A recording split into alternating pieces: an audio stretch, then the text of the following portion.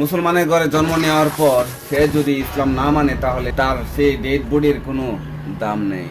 প্রত্যেক ব্যক্তি ইসলামিক জ্ঞান অর্জন করা ফরজ, অথচ মুসলমানের ঘরে জন্ম নিয়েছে বলে আর সে জ্ঞান অর্জন করতে চেষ্টা করে না।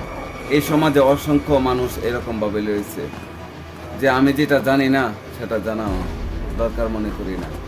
অসংখ্য মানুষ রয়েছে এই সমাজে। সে মনে করে ইসলাম একটা খেলতামাশার মতন। কেউ চৌধুরী বংশে জন্ম নিলে তার নামের পরে সে চৌধুরী নামটা ব্যবহার করে। আবার কেউ ব্যাপারী নামে কোনো বংশ থাকলে তার নামের পাশে সে ব্যাপারী শব্দ ব্যবহার করে। আবার অমুসলিমেরাও ঠিক এরকম ভাবে তাদের শেষ অংশে যে কোনো একটা নাম লাগায়। ঠিক তেমনি ভাবে মানুষ মনে করে মুসলমানের ঘরে জন্ম নিয়েছি তাই মুসলমান হয়ে যাব।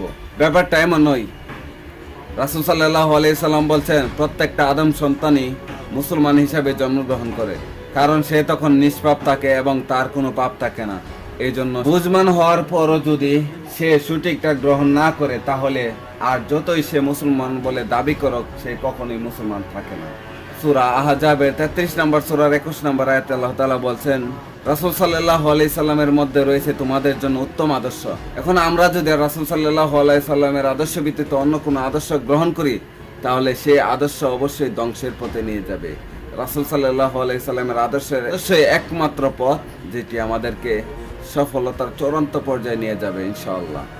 আবার সূরা মুলকের 2 নম্বর আয়াতে আল্লাহ তাআলা বলেন তোমাদের সৃষ্টি করার পর জীবন ও মরণ দিয়েছি তোমাদের পরীক্ষা করার জন্য কে তোমাদের মধ্যে কর্মে উত্তম।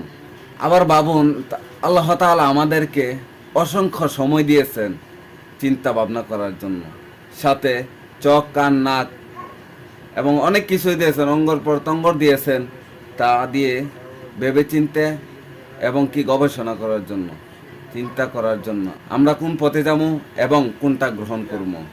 এবার নিজে খেয়াল করে দেখুন আমাদের সামনে কতই অঙ্গ প্রত্যঙ্গ নাই, চোখ নাই, কান নাই, নাক নাই, হাত নাই, পা নাই, তারা কিন্তু আল্লাহ তাআলার ইবাদত করার জন্য অসংখ্য মানুষ চেষ্টা করে যাচ্ছেন।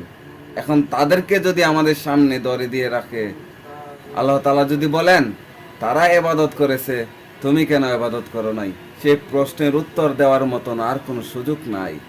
এজন্য আল্লাহ তাআলা যে সময় দিয়েছেন আসুন আমরা সেই সময়টাকে কাজে লাগিয়ে আল্লাহ তাআলার ইবাদত করার জন্য চেষ্টা করি। আল্লাহ তাআলা আমাদেরকে সঠিকটা বোঝার তৌফিক দান করুন। আমিন। আল্লাহ হাফেজ। আসসালামু আলাইকুম রাহমাতুল্লাহ।